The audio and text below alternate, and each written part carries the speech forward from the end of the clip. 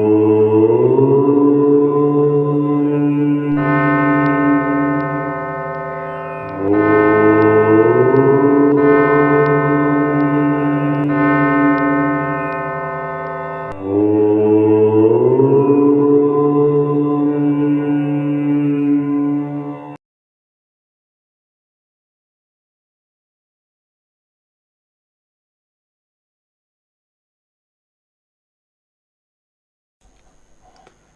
have revealed about the evolution of Vinayaka worship in part 1 and 2 of this video set.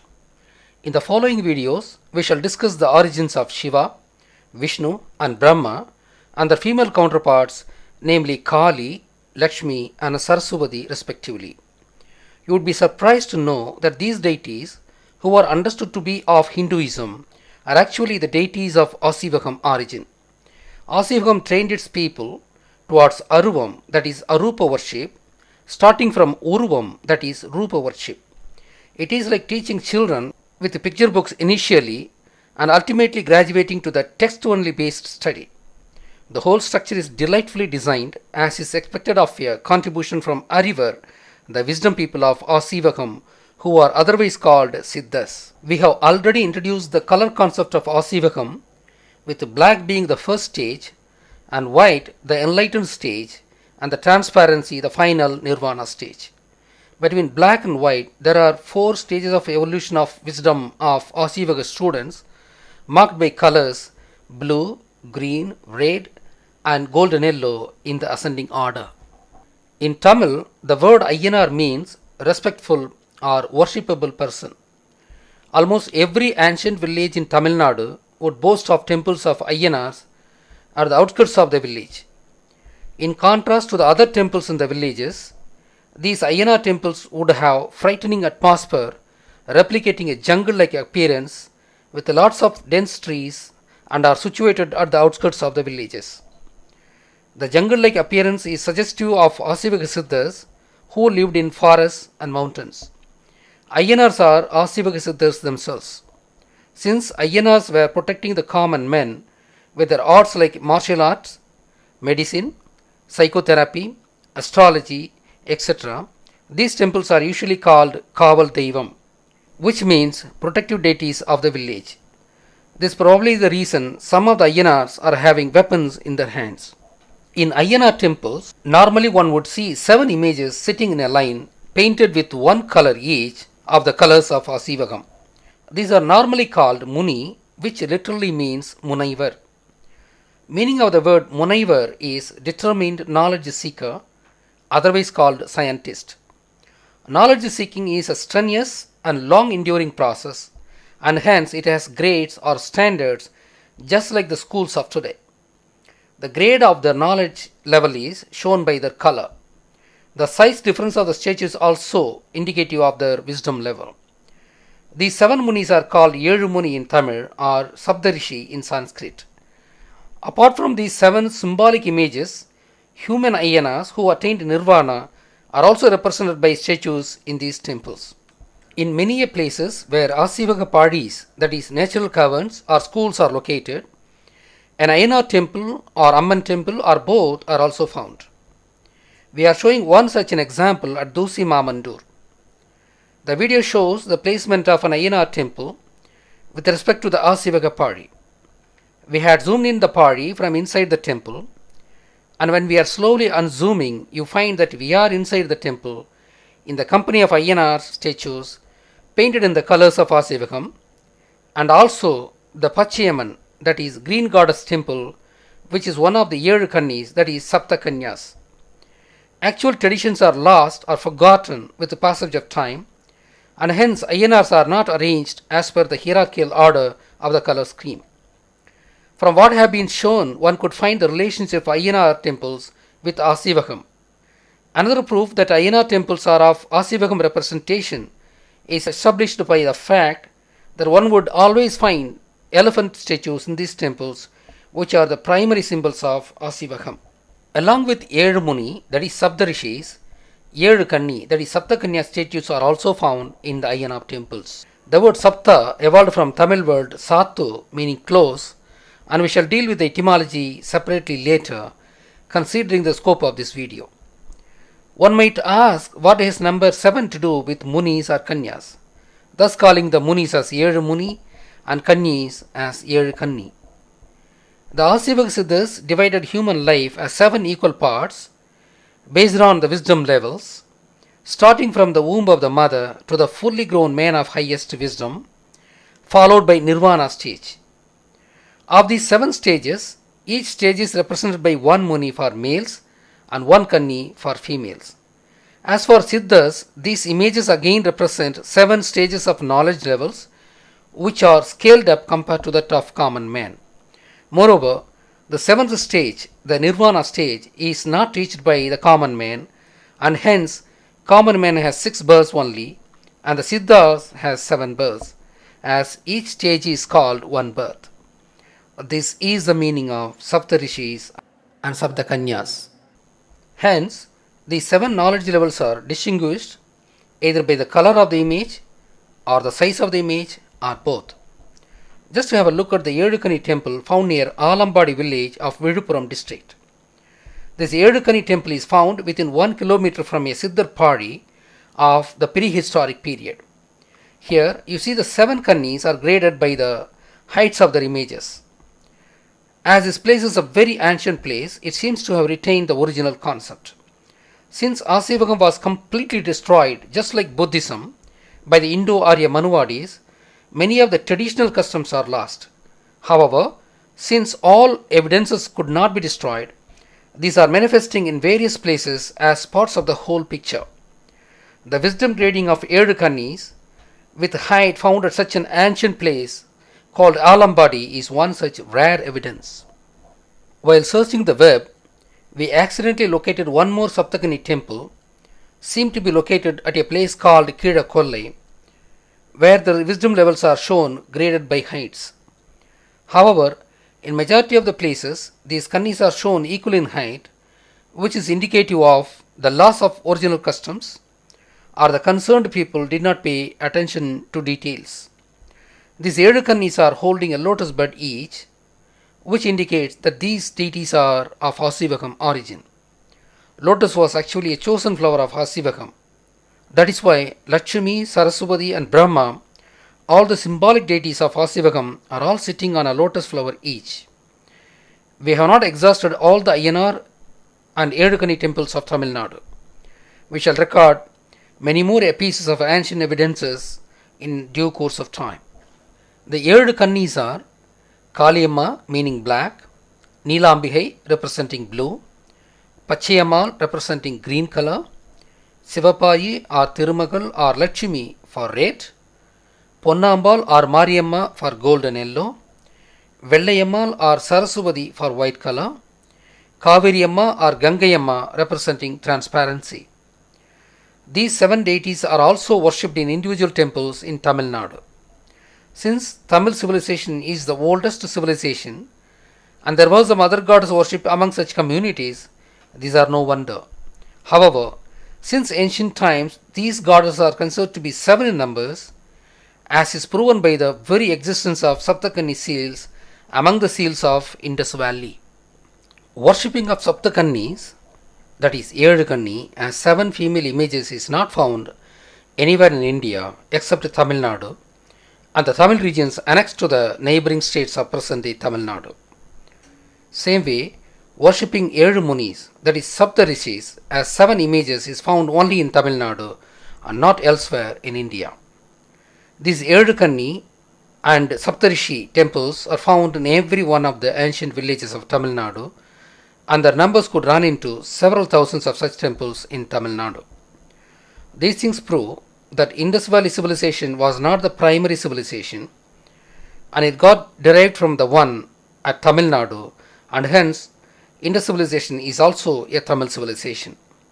Further, the seal shown is the one excavated from Mohenjo-daro, and it is depicting a Jallikattu scene which continues to be practiced till today only in Tamil Nadu among the Indian states, and this proves that Indus Valley civilization belongs to the Tamils. There are other concrete evidences, and we shall show some more in the later part of the video. Though some mother goddesses, along with Shivalinga, were the earliest worshipped images, we believe that by the time Edu Kanyas were started being worshipped, Edu Munis were also worshipped. This is purely an Asivaka tradition, and this tradition is exclusive to Tamil Nadu, as Saptakani, Saptarshi temples are found only in Tamil Nadu and not elsewhere in India. The fact that Saptakanya seals, Jallikattu, Yogic posture seals were found in Indus civilization, it conclusively proves that Indus civilization is a Tamil civilization. Hence, Asivakam has origins from Indus Valley times itself. This fact would get further substantiation from other factors as well, and we shall learn of them as we proceed in this video. When we discussed with Mr. Orissa Balu about Sapta Rishis, that is Edu Munis, we were reminded by him of the Moai figures of Easter Islands. He told us that he had seen sets of 7 figures among them. We had then carried out study of these figures. These figures are mounted at the land-sea interface all along the periphery of the entire island. There are more than 400 such figures, and majority of them are individual figures. However, in one place we could see 15 of them installed together, and in many places they are installed as stocks of 7 in numbers. It turns out that Easter Islanders were originally Tamil people, and many of their names and symbols are carrying Tamil identity. For instance, these figures are representing ancient people of wisdom. They are called Aringa Ora by the people of Easter Islands. We know that Tamil Siddhas were called Arivar or Arinyar. Hence, these were originally called Arinyar Uruvam, meaning the image of the man of wisdom. This might have distorted to Aringa Ora. The word Ora would have also originated from Ore, which means zodiac in Tamil. Just like Asivaka Siddha, Shiva is related to Taurus Orion zodiac. Their society was headed by a priest, just like ancient Tamil nation, where the Siddhas were the well-wishers of the people. The priest in Easter Island was called Ariki. This might have come from Arivar of Asivaka tradition. These human figures are called Moai figures. Most of them are installed very near to the sea facing the land, all along the periphery of the island. Let us now consider as to how the name Moai originates. In Tamil nation, the sea to land or land to sea entry points are called Muhavai. Muham in Tamil means face. Vai, which actually means mouth, means entry point in this context. Just like mouth is the entry point of the human face, Muhavai means entry point facing the sea or entry point facing the land, as it can be called either way. Hence, these figures installed at Muhavai places are called Muhavai figures. Muhavai figures deformed to Moai figures. Muhavai, Mohavai, Moai. Muhavai, Mohavai, Moai.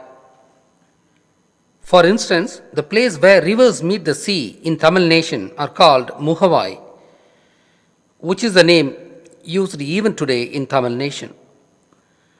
The platform on which these figures are mounted are called Ahu, which was a deformed Tamil word called Aham.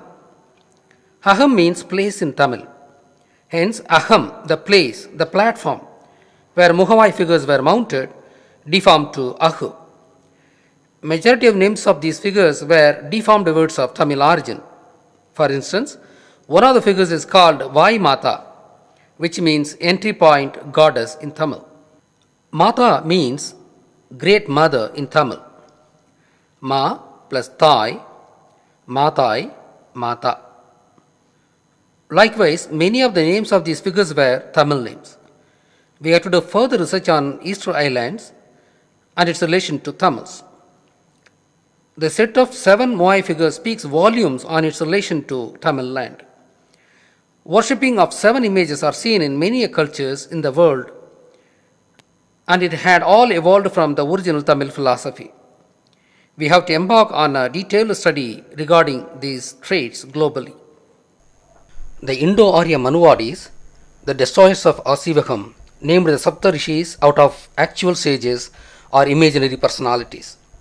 There is no one set of names, and the fact that there are so many names obtained from different sources means that the original Tamil ideas were misunderstood inadvertently or deliberately. The same is true in the case of Saptakanyas. Sapdarshis are told to have been created by Brahma to help in the act of creation as per the concept of Hinduism. Saptakanyas are told to have been created by Parvati to destroy some asura. Brahma created Saptarshis for some reason, and Parvati created Saptakanyas for some other reason. But why both of them created the same 7 in numbers? This proves that Manuvadi version of the story is bogus, which is obvious even otherwise, as it is only Shiva, not Brahma, who is actually the creator. On the other hand, as per Asivakam, the 7 Munis and 7 Kannis represent simply the 7 stages of the life of males and females respectively, each stage representing the natural psychological temperament, wisdom level, and the philosophical outlook of the general individual.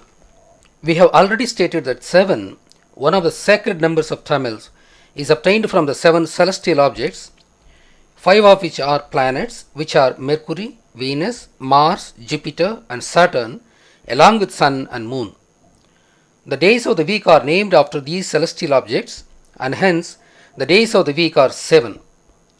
In fact, in many places, these Ezhukanni female deities are called by the Tamil names of these celestial objects, like Thingalpadi, Moon, Budanpadi, Venus, Vellipadi, Mercury, etc., which are also the names of the days of the week in Tamil.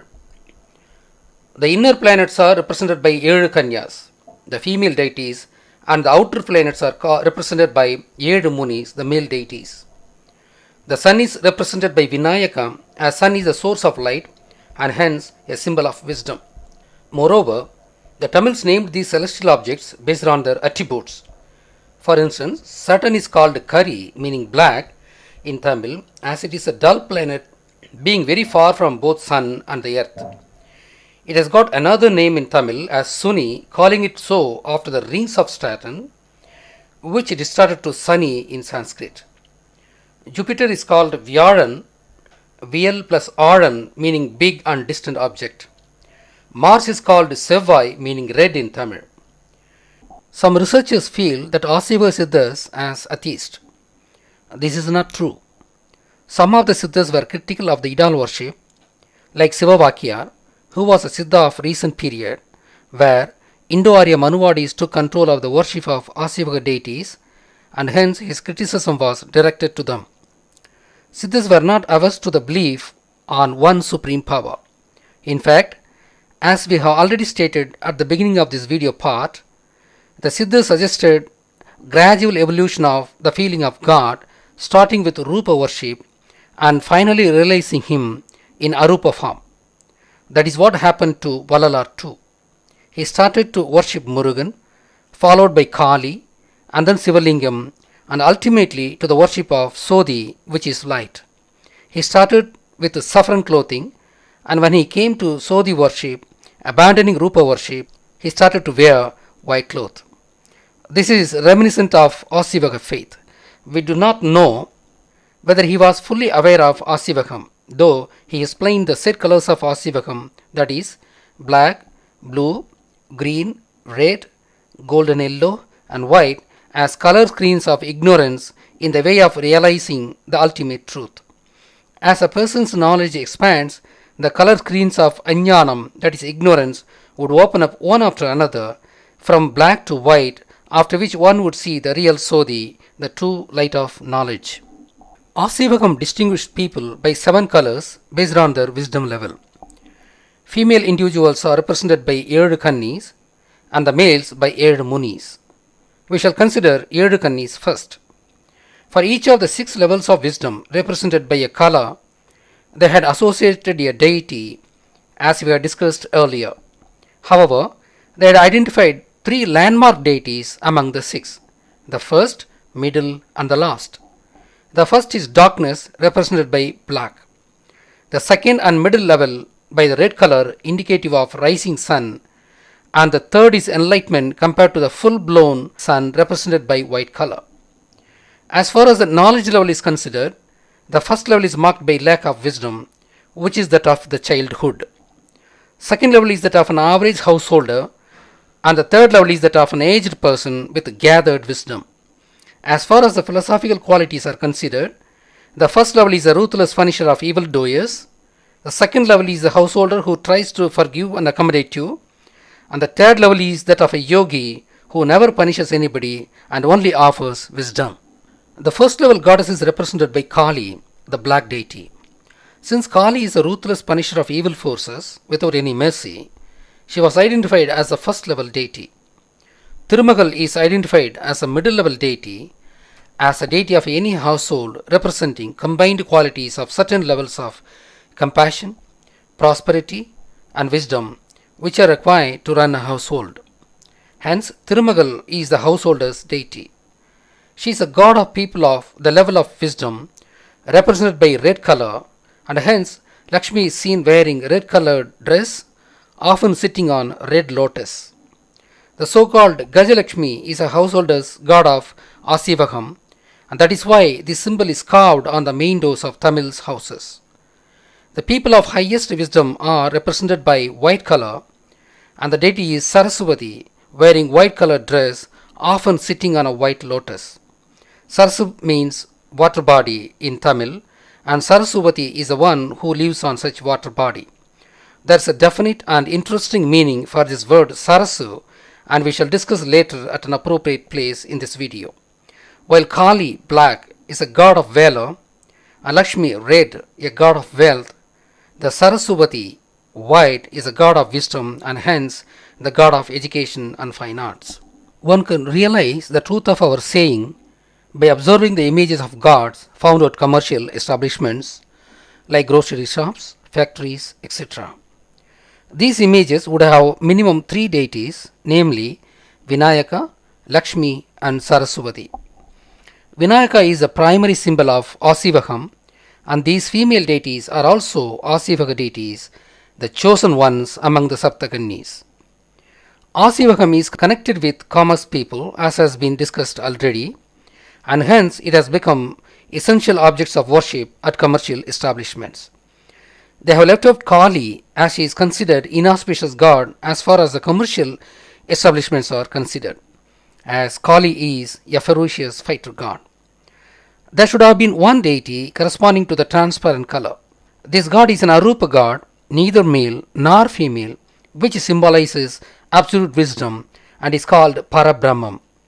We shall come back to it when we consider Edumuni gods. Male individuals are also distinguished by colors of wisdom. Here again, 3 landmark deities are identified. Shiva, the god of creation and hence is related to childhood stage, is placed at the first level corresponding to the black color. That probably could have been the reason that he was made the lord of Saturn, which is called Kari in Tamil, meaning black. Shiva is the first Tirthankarar of Asivagam. He is called Adinathan. You shall see in the picture that Shiva with his crescent moon is shown as an Ayyanar, an Asivaga Siddha. All the Vahanams of Ayyanars are shown in the same place, and you see the bull, which is the Vahanam of Shiva. This temple is situated in a village called Sittarvarai. The very name of the place is named after the mountains where ancient Siddhas lived. To provide one more proof that Shiva was an ancient Siddha is the Ayyanar temple at Pudukkottai. Not only that the Samana traditions show that Adinatha of Samanam is Shiva himself, he is shown as Ayyanar in the above examples. He is known in 2 forms in Tamil Nadu. One is Sivalingam and the other is Natarasa, meaning king of dance. Sivalingam is symbol of creation of all living beings, while Natarasa the symbol of creation of the entire cosmos. Natarasa is holding fire on one hand and Udukai, the sound instrument, on the other hand. This signifies that the universe was created with fire and sound, which might symbolize Big Bang theory of today. His dance is indicative that everything is moving and changing. His Sadaimudi, that is, hair, is said to represent the Milky Space, our galaxy. In Jewish religion, Shiva is called El Shaddai. El means God in Tamil too, and Shaddai means Sadai in Tamil, meaning plate of hair. Hence, Shiva was an ancient guru. The dancing Shiva form should have been suggested by Adinatha, the first Tirthankarar of Asivagam, who also should have coined the word Shivalingam, and hence he himself is worshipped as Shiva after his parinirvana. Shiva was a worshipper of Sivalingam, which was called by some other name till then, and as he coined the word Sivalingam along with the duality concept, he himself was called Shiva after his parinirvana.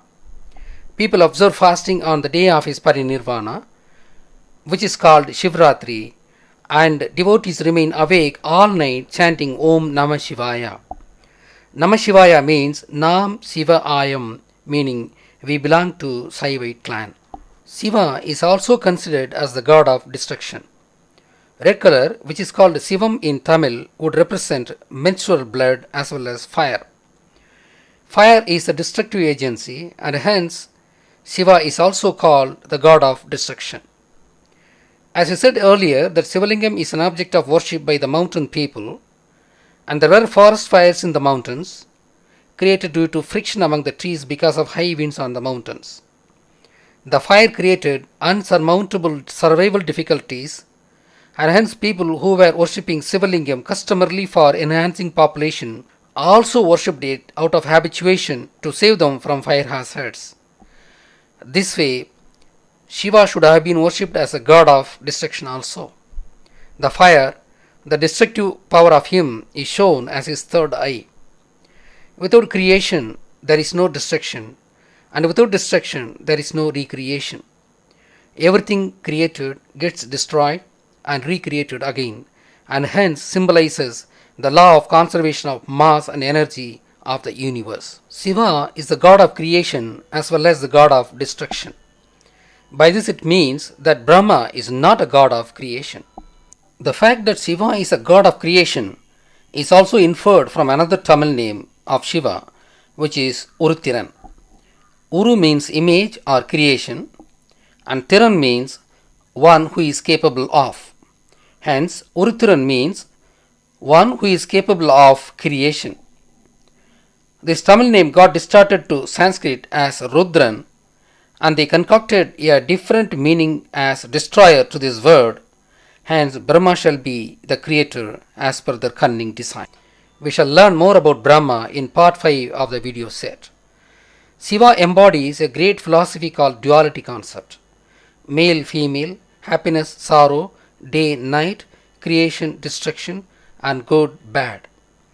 Present-day knowledge of proton, electron, matter, wave, etc. could also be added.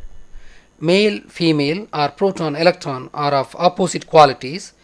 They have to work together to make a meaningful existence. Otherwise, they would annihilate each other. Duality concept has a lot of significance for our well-being. This concept is said to have been taken to China as Taoism by Bogasiddha during 1st century BCE. Bogasiddha was also the inventor of parachute, as we stated earlier, and he demonstrated it to the Chinese. Bogasiddha worshipped Muruga, who was also an ancient Asivaga Siddha, and Bogasiddha attained Samadhi at Palani Hills. Palani is one of the abodes of Muruga, which is deliberately called as Padai Veedu instead of its original name Pari Veedu. You shall know the reason in part 6 of this video set. Since Shiva is a god of creation and destruction, he is placed in first level and is identified by the color black.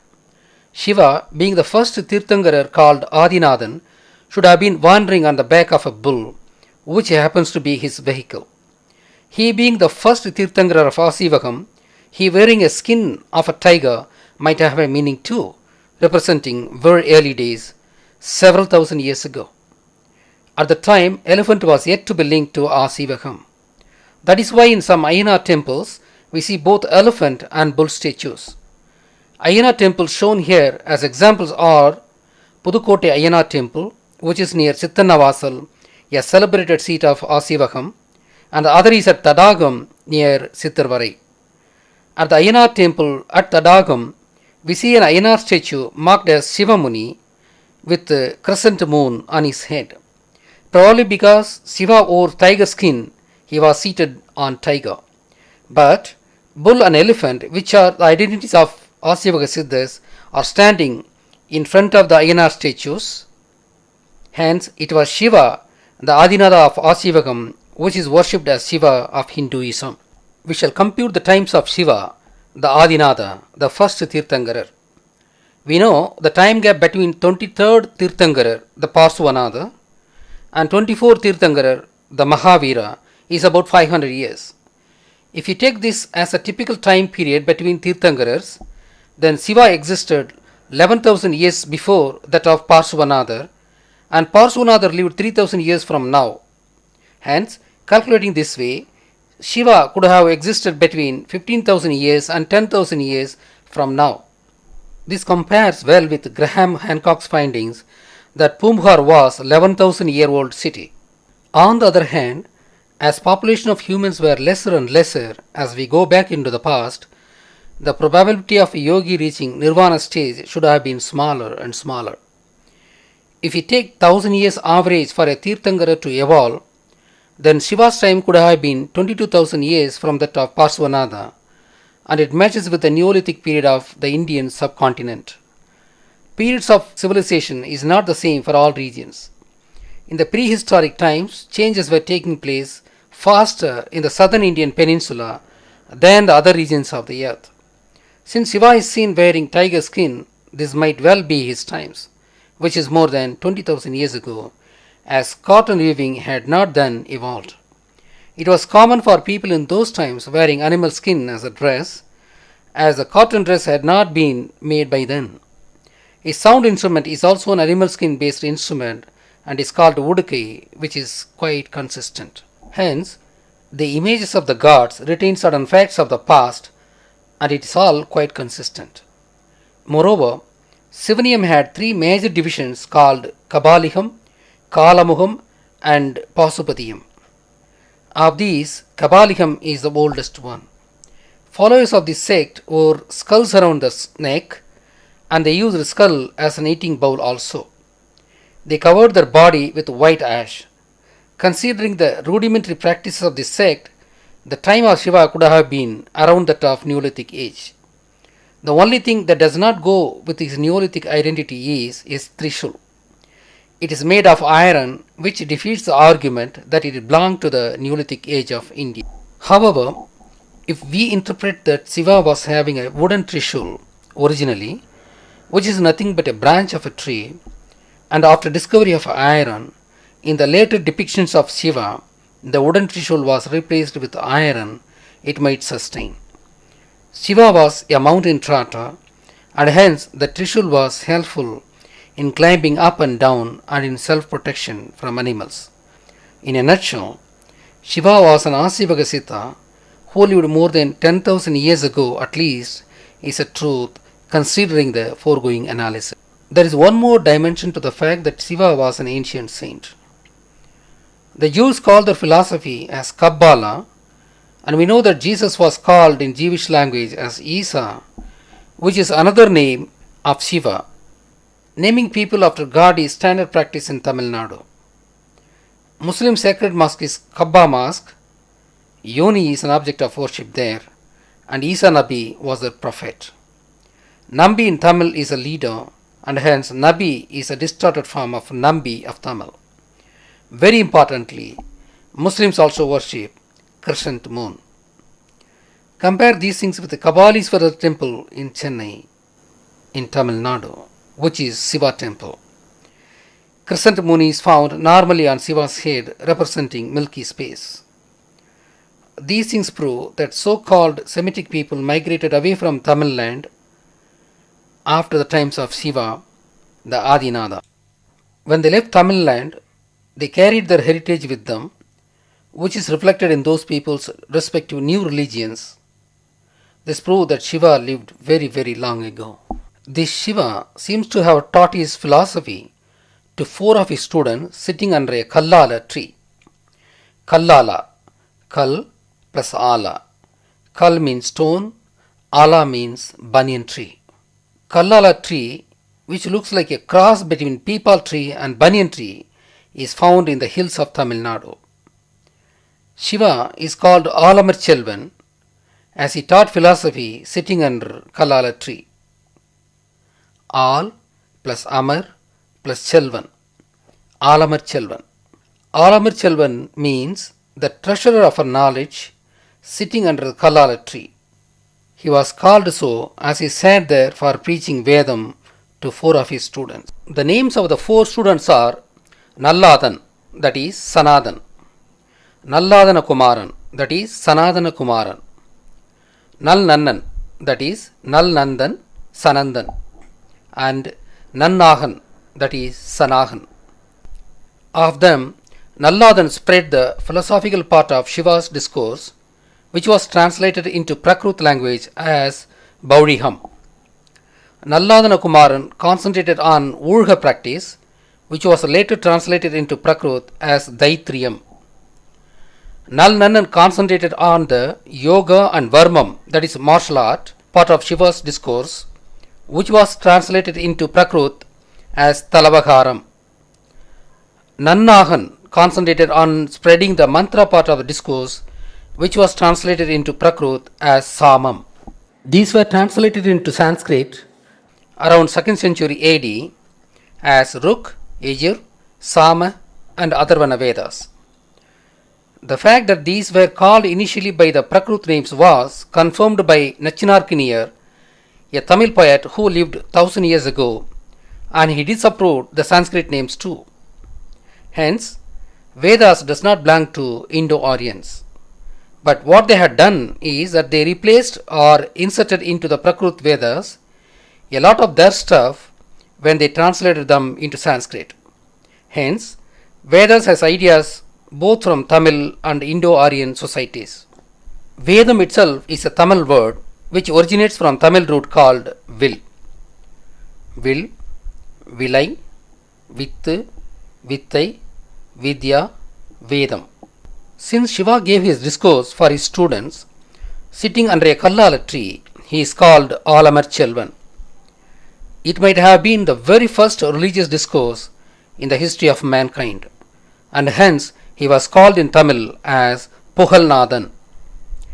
The Tamil word Puhal means speak and Nathan means leader. Hence, Puhalnathan means leader of speech. Puhal of Tamil distorted into Bol in the North Indian tongue, and hence, as Shiva gave his discourse on Vedam, he was called Bolinath in North India. This proves that Vedas were stolen from Tamils and doctored into its present form by the Indo-Arya Manuvadis, who are otherwise called Brahmins. Shiva is said to reside in Kailayam. This word evolved out of 2 words called Kayal plus Ayam. Kayal means fish in Tamil and Ayam means lake or sea. Kayal plus Ayam, Kayalayam, Kailayam. Hence, Kailayam means a sea of fishes. We shall interpret this in 2 ways. We know that Pandya kings nurtured Tamil and held 3 Tamil Sangams. There is a traditional story which says that Shiva chaired the first Tamil Sangam about 20,000 years ago. The Kumari continent was ruled by Pandya kings and that was surrounded by a sea of fishes. That is why Pandya emblem is also fish. Since Shiva was a Siddha of Kumari continent, which was surrounded by a sea of fishes, Shiva's abode could have been called Kailayam posthumously.